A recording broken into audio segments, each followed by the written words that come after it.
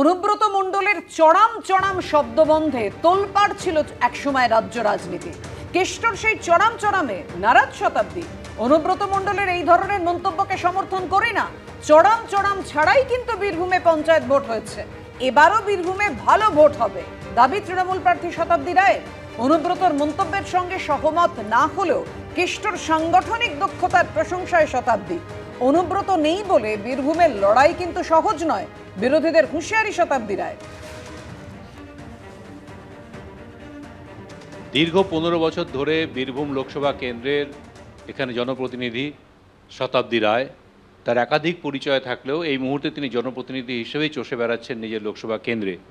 আপনার তো অনেকগুলো পরিচয়, কিছু পরিচয় লোক জানেও না, সেটা হচ্ছে যে খুব ভালো আবৃত্তি করেন আপনি, এবং সেটা শুনেওছি আমরা, খুবই ভালো। এই যে গ্রামে গ্রামে ঘুরছেন, রাজনীতির শতাব্দী রায় আর একজন শিল্পী শতাব্দী রায় কোনো পার্থক্য হয়? হ্যাঁ, নিশ্চয়ই। শিল্পী আর রাজনীতির ক্ষেত্রে মানুষগুলো এক, মানে মানুষ কেন্দ্রিক কাজ, কিন্তু মানুষের সঙ্গে ইন্টারাকশনটা একদম ডিফারেন্ট।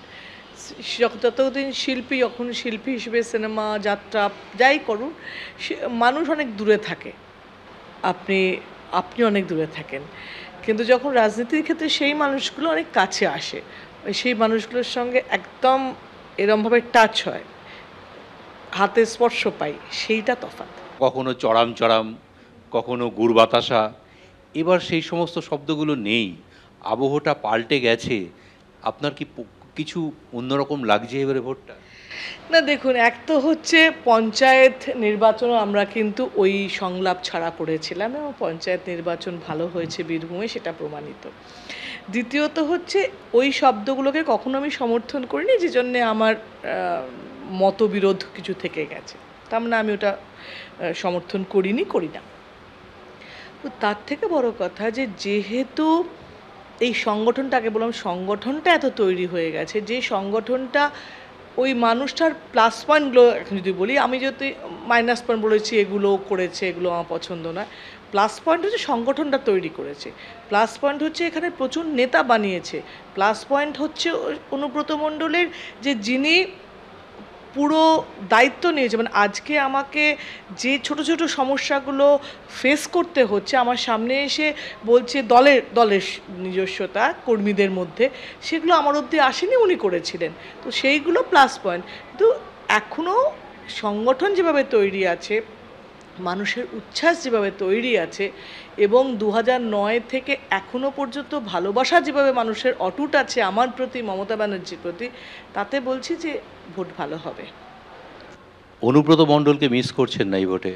না, মানুষ একটা কলিগ হিসেবে, আপনিও আপনার ক্যামেরাম্যানের সঙ্গে এতদিন যদি বীরভূমে এসে ফিরে যান, যাওয়ার সময় উনি আর অন্য জায়গায় অন্য চ্যানেলে জয়েন করে, তাহলে আপনি মিস করবেন। তো সেটা তো নিঃসন্দেহে মানুষ হিসেবে মিস করা তো আছেই, কিন্তু সংগঠনে যারা ভাবছে বিরোধীরা যে অনুব্রত মণ্ডল নেই বলে বীরভূম খুব সহজ, একদমই নয়। ভোটের ক্ষেত্রে একদমই কোনো সহজ নয়। ভোটের ক্ষেত্রে আমরা এখনও একইভাবে শক্ত, কিন্তু মানুষ একটা যে আমাদের সঙ্গে এতদিন কাজ করে, তার প্রতি মিস করা তো স্বাভাবিক। মানবিকতার জায়গা থেকে মনুষ্যত্ব থাকলে সেটা মিস করবই।